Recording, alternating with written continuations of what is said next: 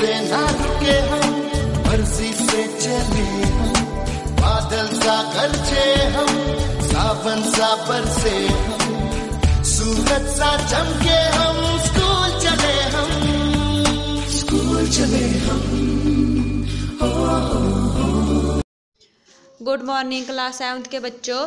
तो बच्चों हम पढ़ेंगे पाठ नंबर 4 गंगा, जो कि एक कविता है। तो देखो बच्चों, अब हम यहाँ से शुरू करेंगे पढ़ना। भारतीय संस्कृति में गंगा नदी का महत्व है। तो भारत की जो संस्कृति है उसमें गंगा नदी की जो अहमियत है वो खास है। इसे मोक्ष प्रदायिनी, तो मोक्ष प्रदायिनी का अर्थ क्या होता है? मोक्ष का अर्थ होता है कि जीवन और मरण के बंधन से मुक्त करना।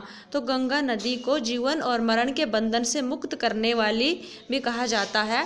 वह पतित पावनी, तो पतित का अर्थ क्या होता है कि नीच, पापी, गिरा हुआ। तो पावन का अर्थ क्या होता है कि पवित्र, कि गंगा नदी जो नीच है, पापी है, गिरा हुआ है, उसको भी पावन बना देती है, उसको भी पवित्र बना देती है।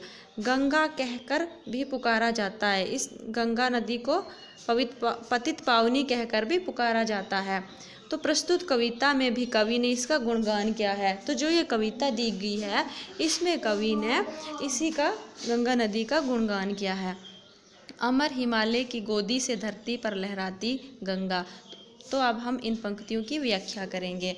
तो बच्चों यहाँ पे कवि कह रहे हैं कि जो गंगा नदी है वो हिमालय की गोदी से निकलती हुई आगे बहती लहराती हुई आगे बढ़ती ही जाती है। समतल मैदानों में बहकर सोना सा उपजाती गंगा और आगे पहाड़ों से नीचे उतरकर गंगा जो है मैदानों को उपजाऊ बना देती है।